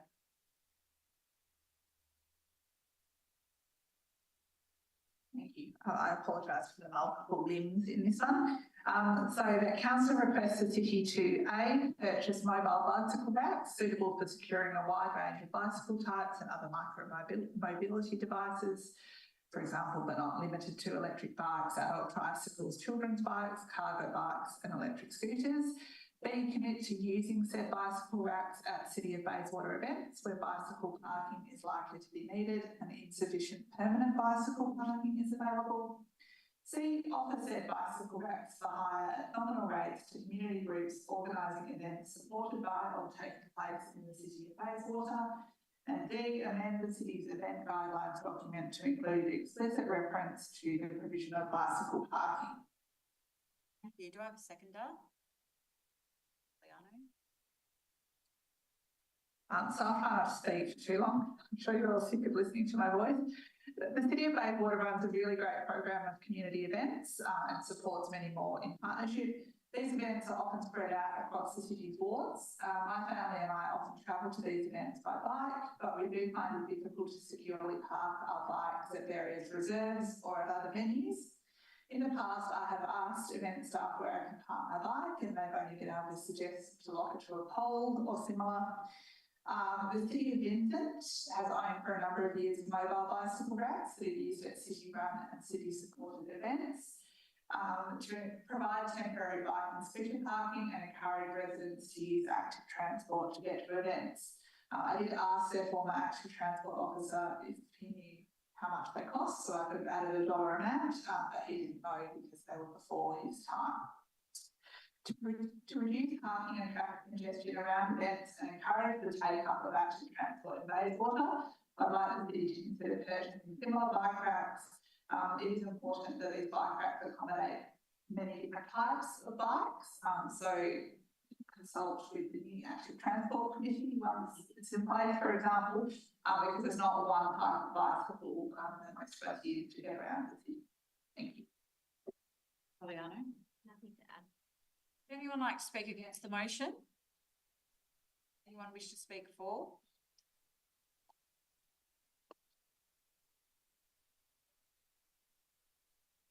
I actually used to work for the City of Vincent, so I'm aware of the bicycle racks. I worked in parks and used to run the native plant sales there, and we used to always include the bicycle racks as part of the event. they were really popular because everyone's a local community. They ride to the events, and to have somewhere secure to park your bike is just a no-brainer. And it's surprising that no one ever exists. Thank you. Anyone wish to speak against? Anyone wish to speak for? Straight to the vote. All those in favour? Thank you. All those against? That is carried.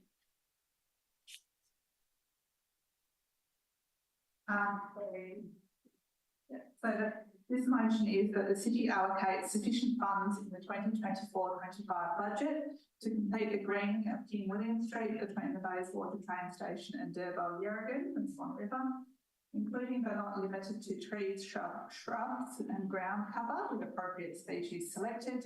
This budget allocation should include funds for watering and maintenance. Do I have a seconder?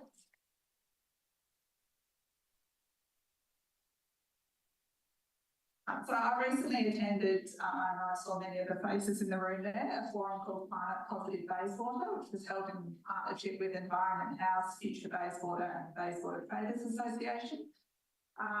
So there was clear consensus from residents and businesses alike that King William Street really needs some beautification to encourage people to spend time in it and enjoy the town centre, hopefully not dirty footpaths, and to enable active connections through to schools, homes and public transport. Residents and businesses along King William Street and the town centre generally have been waiting years for the Metronet project to near completion, and it's now time for the city to make a clear commitment of allocating budget funds to the greening of this main street. In 2021, the Bayswater Town Centre Structure Plan had a number of recommended further studies and actions, included at item 5.2.4, open space and public realm, items allocated to the responsibility of the city, such as investigate ways to improve the pedestrian experience through public domain enhancements, such as increased street tree planting, etc. Look for opportunities to increase the tree canopy quantity and quality within the town centre to provide shade, amenity and habitat for fauna, and implement an ongoing maintenance program. Both of those were identified as short-term and high priority in 2021. And enhance the town centre's connection to the Swan River through, among other things, street canopy focus along the King William Street core precinct. That was a long-term priority.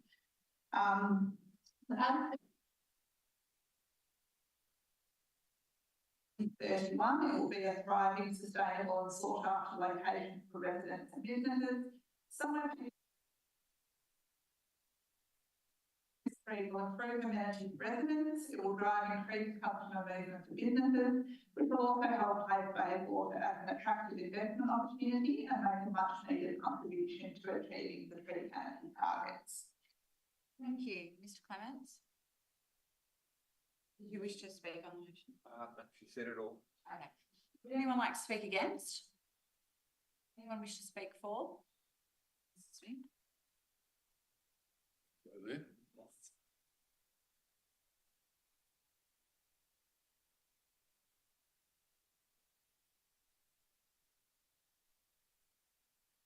I've been along to a number of workshops in the town centre over the last, probably 15 years, and this is a consistent theme of wanting to connect the town centre to the river. I think I've seen about 3 trees planted. There's still no footpath on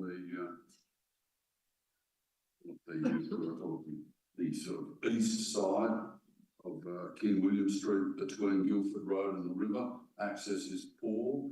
If you go down there, you can see the desire lines of people taking their children to, one of the most inappropriate local daycare centres, probably on the planet, on the corner receiving lots of pollution.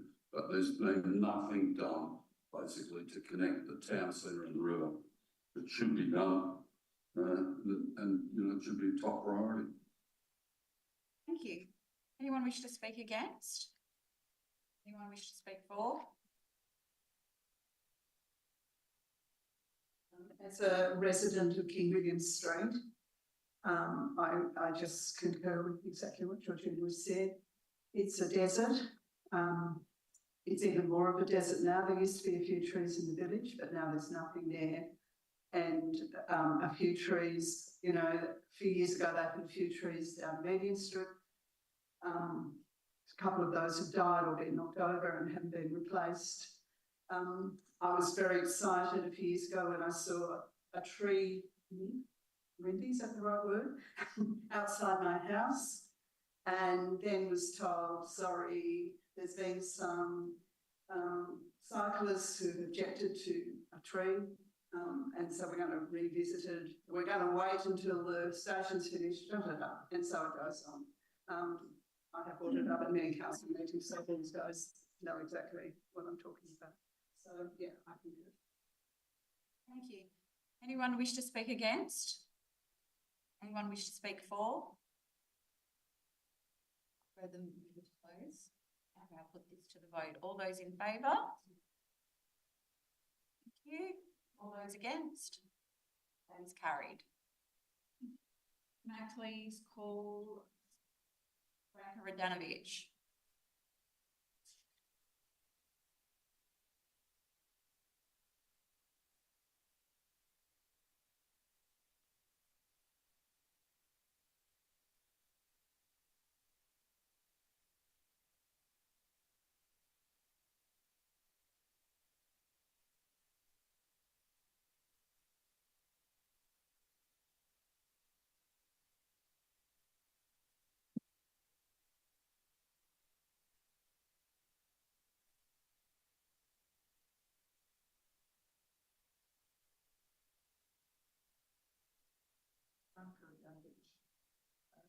Bayswater.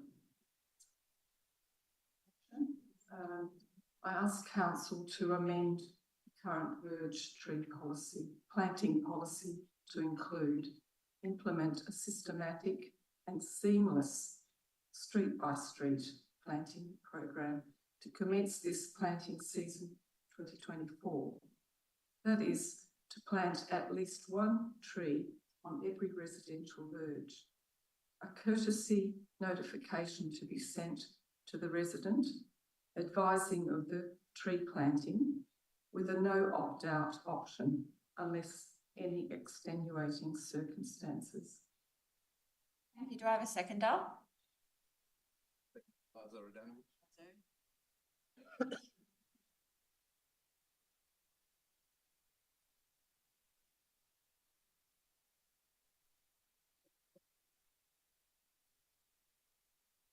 Thank you.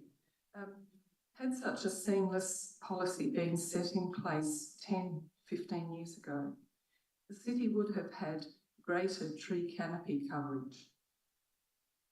A street by street planting program would have proven cost effective, practical and efficient for parks and gardens for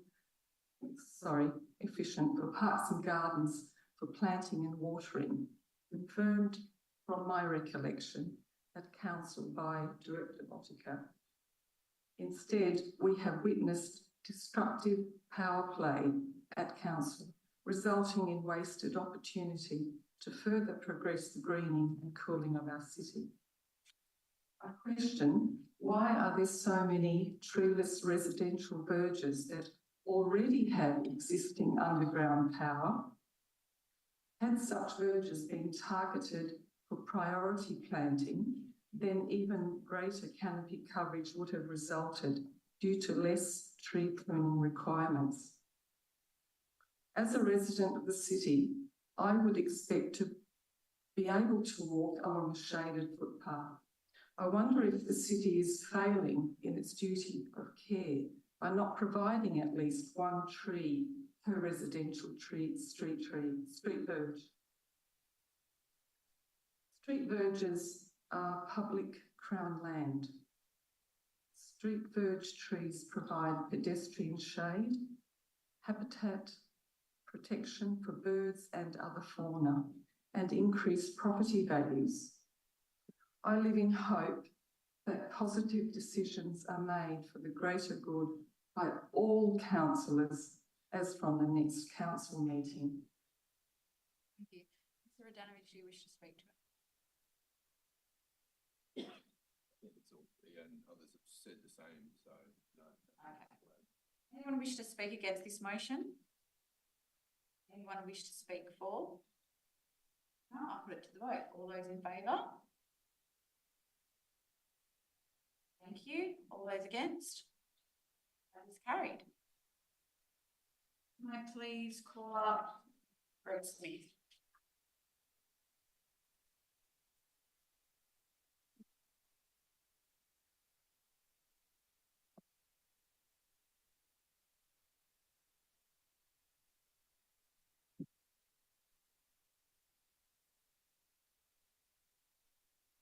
My motion is the city stops using fake. I could have said fake, stupid historical template spray paint and paving within public domain of the city of Bayswater. I have a seconder. Sudanovich. This has been going on for quite a while now, and I find it's like an ugly disease within the public domain with, you know, sort of fake historic, you know, brick pattern or fake brick or fake sort of scallop pattern put on the pavement as a sort of a placemaking device. And I think it degrades your real heritage through imposing a faked paved heritage. I think it should be banned from the city, like synthetic grass should be banned from the city. Thank you, Ms. Sudanovich. Do you wish to speak? No, just fully. Anyone wish to speak against this motion? Anyone wish to speak for? I'll put to the vote. All those in favour?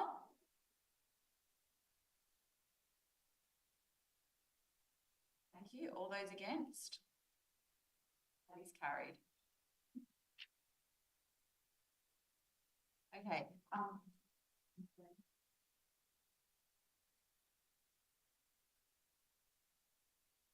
We don't have the voting though, so if you don't mind reading. I can hand it in. Yeah. I think I've worked out why the city didn't get my emotions, because the form asked me whether I was a robot, and it said was 9 greater than 3 or 5, and hey, maybe I misunderstood. And it sounds but I did get a letter telling me that I wasn't a robot. Hey, no. I assumed it went through, but maybe it deleted the questions because I was a robot. We'll look into it. Excellent, thank you. Okay, now I can hand these over. We're looking at the drains and drainage basins and sumps around the city. Is that too loud? I'll have to read it out. My motion is, and I'm supported by John Williams, who does live in the northern part of the city, that council direct the city to set up a committee comprised of representatives of the community and of relevant authorities to support the Bayswater Brook or Waterwise Bayswater Working Group by undertaking an updated audit of all drains and sumps with a view to developing a staged timeline of strategies to achieve the proposed 2050 outcome, which was mentioned in one of the questions and is detailed on page 34 of the Environment and Livability Framework. And we're saying that priority should be given to developing when and how to undertake steps for waterway environments that currently detract most from livability and biodiversity, and which could contribute the most to reducing the challenging issues of urban heat effects in our neighbourhoods. So we are congratulating the City of Bayswater. I'll just ask for a seconder now that you've read out Mr. Williams. Sorry. So we're congratulating the City of Bayswater on its conversion of several open drains and sumps to natural or semi-natural areas, and these are now providing habitat to support increased biodiversity. They also help to improve groundwater recharge, which in turn supports the gardens, trees and natural area vegetation across the city. Using trees and other vegetation to shade the ground in open drains has the added benefit of increasing the speed at which the air cools down at night after a hot day. This increases livability of neighbouring streets. The problem is the transformational program to achieve by 2050 the outcome that all those sumps, drains, water bodies and streams will be managed as natural areas, will retain their stormwater function and will still be and will become accessible to local residents as natural areas is not transparent to electors. I personally cannot see it happening by 2050. And yet the city continually accepts really good policy documents or strategy documents or frameworks. They don't include the details of how it's going to happen, when it's going to happen, so that we can follow it. As electors, we need to be able to see what the program is, how long it's taking, and how well it's being achieved. So we need a timeline with clear and specific priorities, deadlines, and reporting requirements. This would allow the community to follow and assess progress each year towards the achievement of the 2050 outcome. Prioritising waterway environments that currently detract most from the livability and biodiversity makes sense in the climate crisis we're now facing. We're talking here about prioritising drains and sumps in the hottest parts of the city. We need to know that the city has a structured plan to implement changes at the required rate to achieve the environment and livability framework by 2050. Thank you. Mr. Williams, do you wish to speak on it?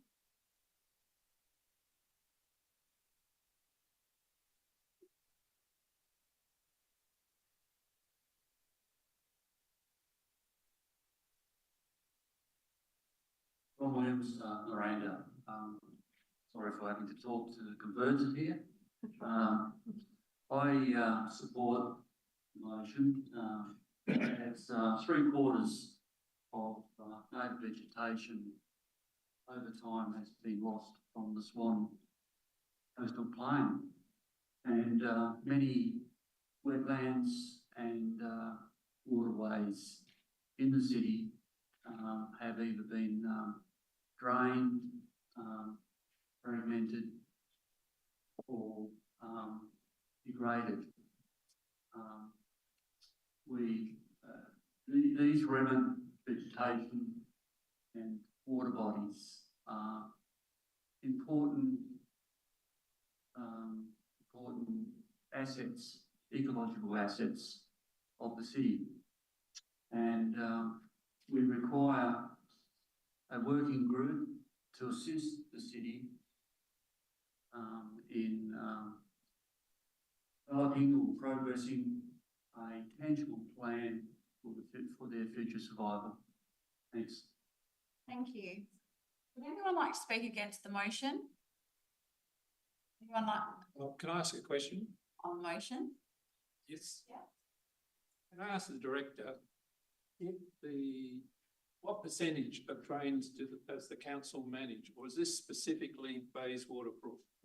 It refers to drains and open areas. My understanding there's a fair amount of Bayswater that is covered under the Water Authority. So what percentage are we talking about? Thank you for your question. I'll go to the acting CEO. That is correct. There is a fair portion that is. That is correct. There is a fair portion that is under corporation control. So there are agreements in place to change those to living streams and have them handed over to the city. In terms of the percentage, I haven't got that figure at the moment, but can provide it to you. Yeah, it was only in context with at a previous motion too. People talk about all these drains. I have trouble with the Water Authority, so it's...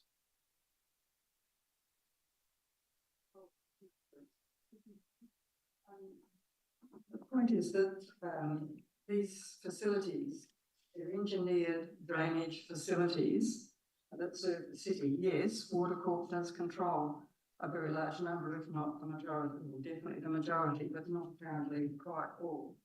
We were talking about open drains. We were talking about drainage basins like swales in for instance, I mentioned earlier, Arbor Park, which is like a kind of a basin that fills in a storm event, but then it dries out and it's mostly lawn at the moment. They don't need to be lawn. They could be bush. They'll still have the same engineering function. And we're talking about sumps, which are generally holes in the ground. So next to, I think, Grand Prom Reserve, for instance, there's quite a large area with big trees around it, but that could be turned into a lovely natural area with water, beaches and so on. So usually the city can work with the Department of Biodiversity, DBCA, tobacco. Usually they can work with them and with Waterfall, and quite often they can get money to beautify or to greenify or to do whatever. We're just saying, let's shift that program along. We're not talking about unrealistically dreaming about what we might do to Waterfall. These things are feasible, they're in the plan, and they could be done. We just want to see a timeline. Thank you. Would anyone, Mr. Smith, you'd like to speak? No question. Question?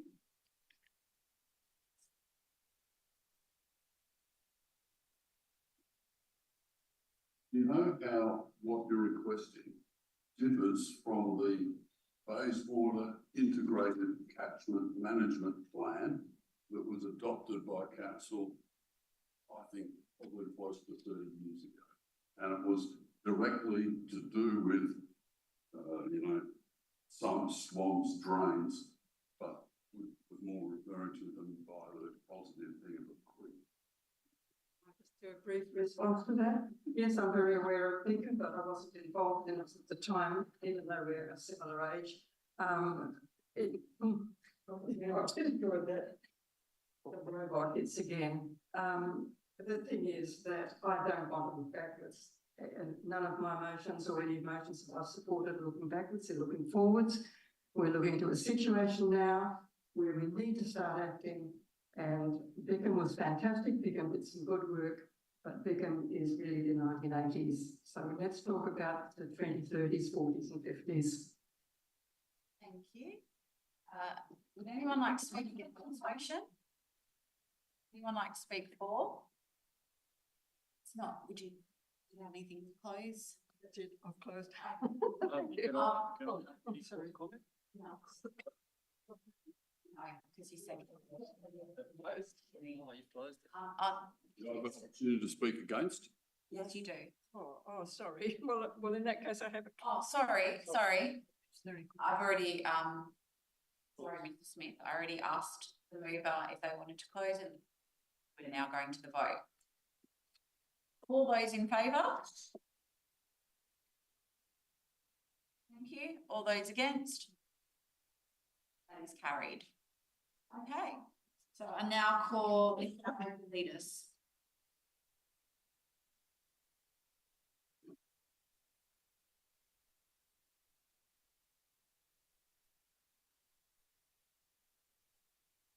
Harry Mazetas, Miranda.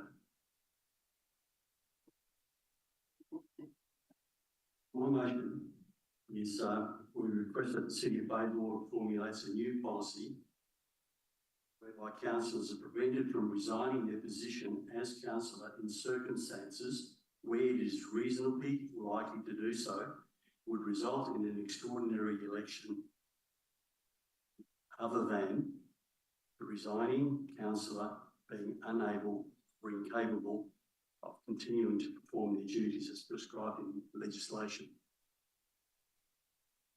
So I'll just check if there's a seconder. Yep. Mr. Tonkin. Mr. Leaders. During 2023,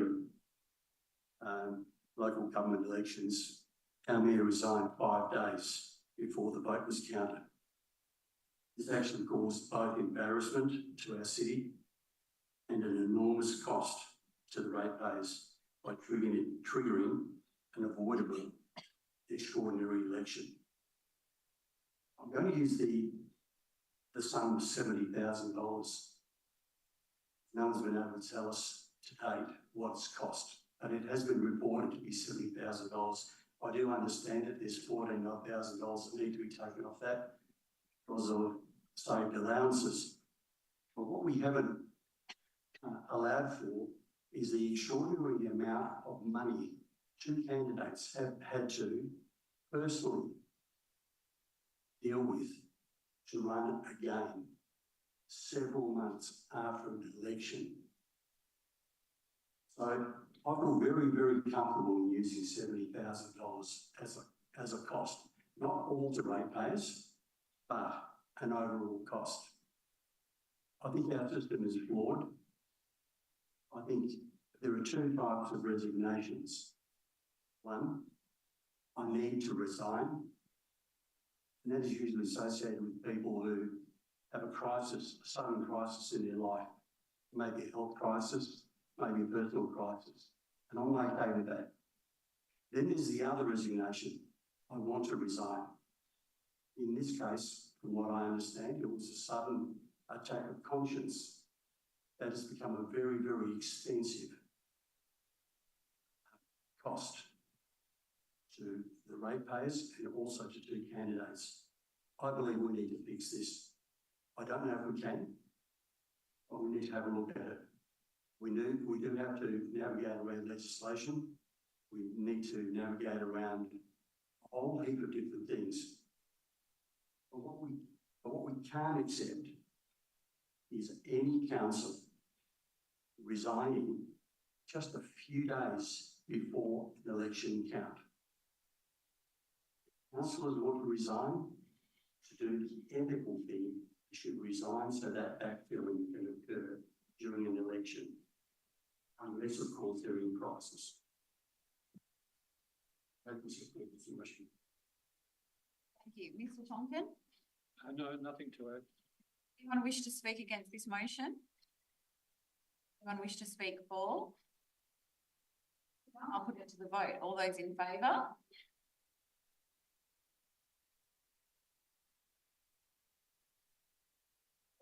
All those against? That's carried. Thank you very much for that. I have a second motion, which is regarding mostly ordinary council meetings. My motion is, we request that the City of Bayswater introduces a requirement where questions that are provided by the public in writing as part of public question time or an applicable council meeting or committee meetings are one, read out and in the meeting by the presiding member, and answers also given as part of that process.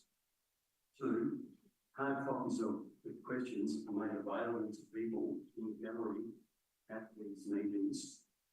And three, an electronic copy of the questions are uploaded to the City of Bayswater's website prior to commencement of that meeting. Seconded, Mr. Tonkin.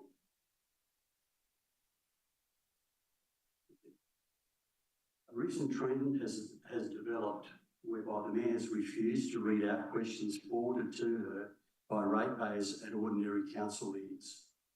At these meetings, members of the public gallery are deprived of the contents of these questions, despite all councillors being given a copy in advance. When challenged, the mayor's put it down to it being a time-saving measure. I regularly hear that elected members are here to serve the ratepayers and are committed to transparency and accountability. However, when challenged to walk the walk, it seems that reading questions from valued ratepayers is merely a waste of the mayor's time. Typically, ratepayers present written questions in advance to give staff and councillors time to consider the issues raised, research the information if necessary, and answer questions publicly on the night where possible. The suppression of questions until they are published in the minutes some weeks later is not acceptable and shows to me a flippant disregard to the very people who are supposedly represented. Mr. Tonkin, do you wish to speak? No, I don't need to add any more. Anyone wish to speak against this motion? Anyone wish to speak for? I'll put it to the vote. All those in favour? Thank you. All those against? That's carried. Now, would anyone else who hasn't submitted a motion like to put forward a motion? If not, I would like to thank everyone for their attendance this evening and for the questions and motions raised. Motions raised at tonight's meeting will be considered by council at the ordinary council meeting of the 30th of April 2024. I will close this evening's meeting at 9 p.m. Thank you.